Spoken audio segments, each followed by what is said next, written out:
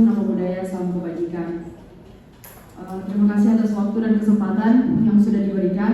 Saya Hildegard Sylvia Bere, mewakili kelompok 1, akan mempresentasikan materi mengenai teori konflik. Yang pertama yaitu definisi konflik. Secara etimologis, konflik sendiri memiliki arti yaitu pertengkaran, perkelahian, perselisihan tentang pendapat atau keinginan, perbedaan, pertentangan berlawanan dengan atau berselisih dengan. Dan menurut Kamus Besar Bahasa Indonesia, konflik mempunyai arti percecokan, perselisihan, dan juga pertentangan.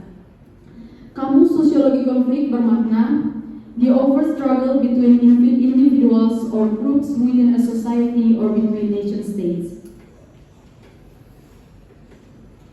Yang berikut ialah teori konflikasi. Menurut seorang ahli, Thomas Hobbes, pada tingkatan pertama manusia, dengan keinginannya terus-menerus dan kegelisahannya akan kekuasaan setelah berkuasa, artinya rasa ingin berkuasa akan berhenti bila mana sudah masuk liang kubur. Dan hal ini terwujud dalam dua hal, yaitu seorang raja dan problematikanya karena keinginan untuk berkuasa adalah sesuatu hal yang tak pernah mengalami suatu kepuasan. Yang berikut ialah teori konflik modern.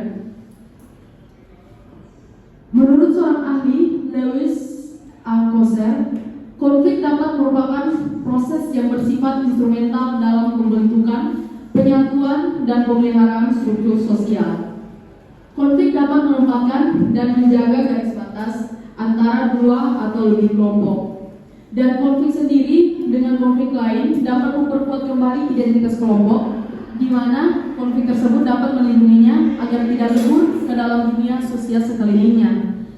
Misalnya, perang yang terjadi bertahun-tahun yang terjadi di Timur Tengah telah memperkuat identitas kelompok negara Arab dan juga negara Israel. Yang berikut ialah mengenai fungsi konflik itu sendiri. Seperti kita ketahui, berdasarkan fungsinya, konflik itu dibagi menjadi dua, yaitu yang pertama konflik konstruktif dan juga konflik destruktif. Konflik konstruktif itu sendiri merupakan konflik yang mempunyai nilai positif kepada pengembangan organisasi. Contohnya, protes yang dilakukan oleh Gandhi di India untuk menentang Inggris. Hal ini berefek positif dalam membangun jalan kemerdekaan India dan dipandang baik oleh pemerintah Inggris dan India. Dan penyebabnya karena protes yang dilakukan oleh Gandhi tersebut bersifat damai tanpa adanya suatu kekerasan. Yang kedua, mengenai konflik destruktif. Konflik ini merupakan suatu konflik yang memiliki dampak negatif kepada pengembangan organisasinya sendiri. Contohnya adalah pemberontakan yang dilakukan oleh gerakan Aceh Merdeka.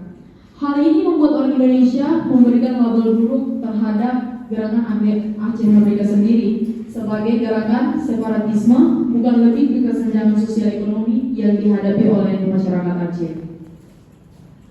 Dari konflik-konflik yang ada, kita ketahui bahwa ada dampak dari konflik yang dibuat itu sendiri. Yang pertama, dampak negatif. Dampak negatif yang pertama yaitu rusaknya reputasi, harta benda, dan hilangnya nyawa manusia. Yang kedua, menimbulkan kepribadian terhadap individu, seperti adanya rasa benci dan saling curiga akibat dari suatu perang.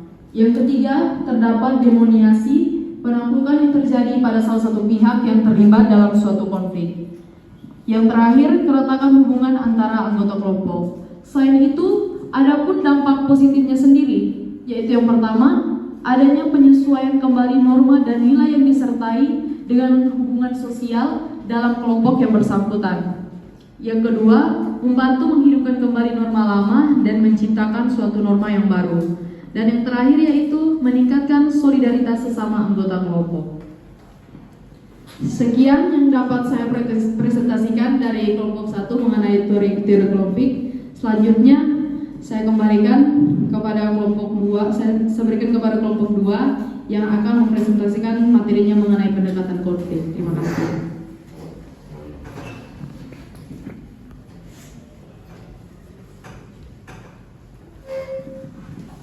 Kemudian saya akan melanjutkan dengan pembahasan yang kedua, yaitu mengenai konflik.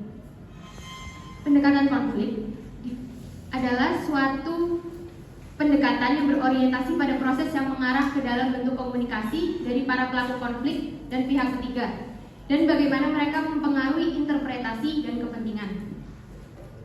Dalam pendekatan konflik dibagi menjadi 6. Yang pertama yaitu strategi akomodasi atau accommodating. Strategi ini adalah strategi atau gaya mengatasi konflik dengan mengalah atau mengorbankan kepentingan diri sendiri dan rela untuk mengorbankan segalanya demi untuk mempertahankan hubungan dengan pihak lain yang sedang berkonflik. Kemudian, strategi menghindari atau avoiding, yaitu strategi yang menghindari pengambilan keputusan dalam bentuk apapun dalam sebuah konflik. Kemudian yang ketiga yaitu strategi kolaborasi. Strategi berkolaborasi atau collaborating strategy berusaha untuk memuaskan semua pihak yang sedang berkonflik. Kemudian strategi yang berikutnya yaitu strategi bersaing. Gaya penyelesaian konflik bersaing adalah strategi di mana kita berusaha untuk menangani konflik ini dengan mengalahkan pihak lain. Kita bertindak dengan sangat tegas untuk mencapai tujuan kita tanpa bekerja sama dengan pihak lain dan bahkan dengan mengorbankan pihak lain. Kemudian strategi yang terakhir yaitu strategi berkompromi. Gaya penyelesaian ini adalah strategi di mana semua pihak yang sedang dalam konflik bersedia untuk mengalahkan atau tidak mendapatkan apa yang sebenarnya mereka inginkan demi menjaga hubungan dan kepentingan bersama. Kemudian yang terakhir saya tutup dengan kutipan dari Francis Rousseau, yaitu 10 konflik itu diakibatkan oleh perbedaan pendapat dan 90% diakibatkan oleh nada suara yang salah. Hal ini menunjukkan bahwa dalam sebuah hubungan diperlukan komunikasi yang baik, karena kerap kali sebuah konflik itu bukan timbul dari adanya perbedaan pendapat, tetapi karena adanya miskomunikasi atau nada bicara yang salah. Sekian dari kami. Selanjutnya akan dilanjutkan oleh pembahasan berikutnya.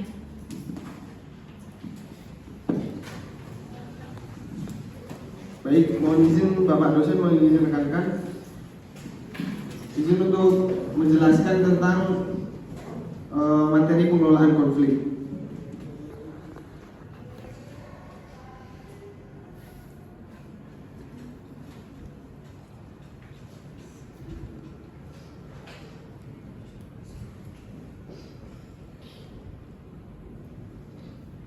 Dalam pengelolaan konflik ini apa yang bisa kita lakukan untuk mengelola konflik tersebut? Kenapa konflik harus dikelola? Alih-alih dihilangkan. Jadi dalam kehidupan sehari-hari manusia pasti dihadapkan dengan banyak konflik. Sederhana berkonflik terhadap diri kita sendiri. Ini merupakan hal yang lumrah dan pasti terjadi dalam kehidupan dan bukanlah merupakan suatu hal yang bisa dihilangkan. Alasan terbesar mengapa konflik harus dikelola alih-alih dihilangkan adalah karena konflik memiliki manfaat untuk menunjang perkembangan suatu individu atau organisasi. Manfaat dari konflik ada 6, yaitu yang pertama mendorong dihasilkannya ide-ide baru. Yang kedua, memacu untuk mencari dan menemukan pendekatan-pendekatan baru dalam penyelesaian masalah. Yang ketiga, memunculkan masalah lama ke permukaan dan kesepakatan tentang adanya masalah itu. Yang keempat, mendorong seseorang untuk menjelaskan pandangan. Yang kelima, tekanan menstimulasi perhatian dan kreativitas. Dan yang terakhir, memberi kesempatan pada seseorang untuk menguji kapasitas kemampuannya.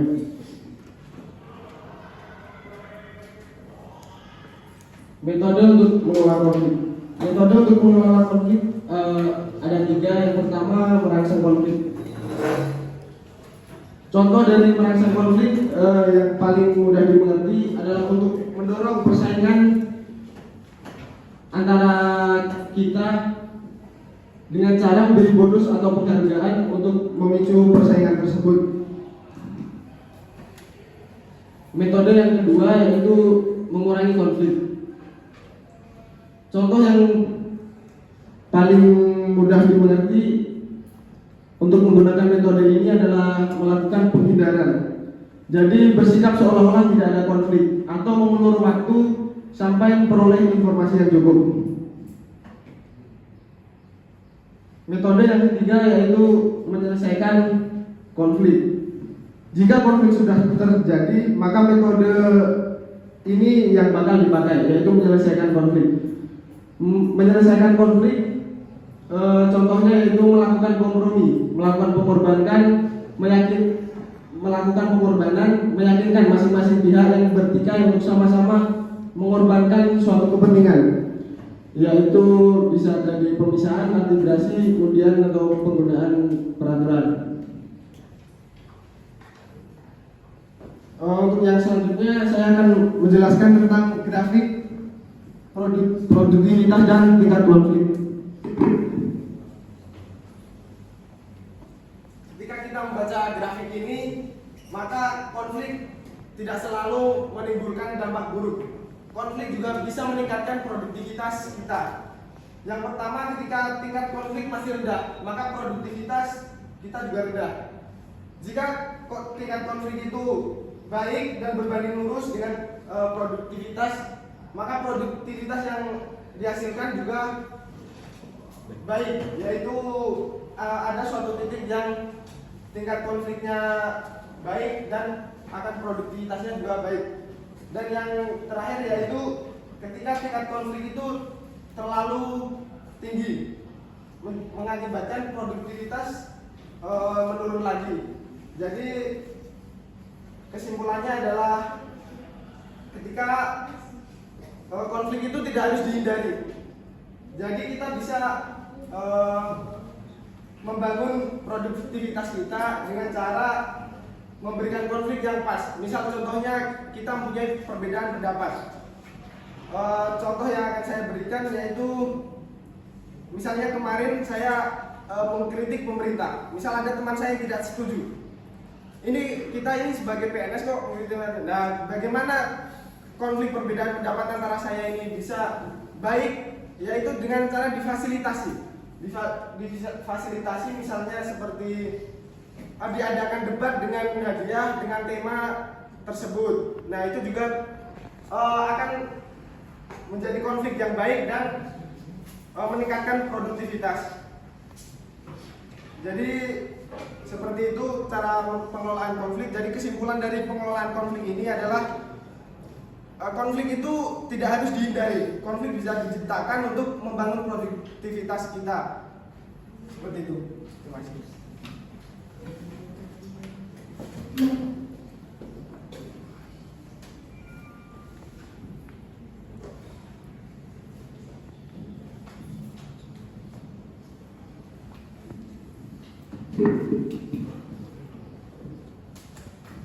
Baik, selanjutnya saya merupakan perwakilan dari kelompok 4 yang akan membahas tentang monitoring dan evaluasi konflik.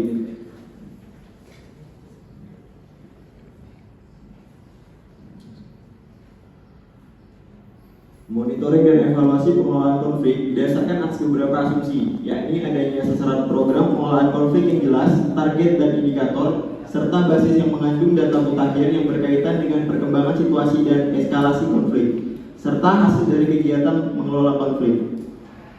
Monitoring dan evaluasi atau yang disingkat MONEF harus jelas objek yang dikaji, terukur, akurat, dan berkesinambungan dengan metode yang tepat.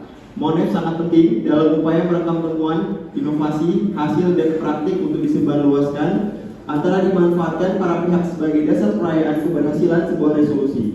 Keahlian dan kemampuan petugas monitoring dan evaluasi lain mencakup penelusuran pelaksanaan kegiatan dan keluarnya, pelaporan tentang kemajuan, identifikasi masalah-masalah pengelolaan dan pelaksanaan, penguasaan alat dan instrumen dan sebagainya.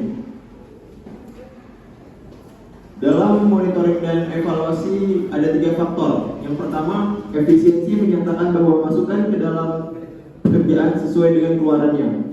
Yang kedua, efektivitas adalah ukuran sejauh mana suatu program pengembangan atau proyek mencapai tujuan khusus yang ditetapkan. Yang ketiga, dampak menyatakan apakah yang kita lakukan menghasilkan perbedaan terhadap masalah yang kita coba kerjakan. Manfaat monitoring dan evaluasi. Yang pertama, monitoring dan evaluasi dapat membantu kita untuk mengenal masalah dan penyebabnya.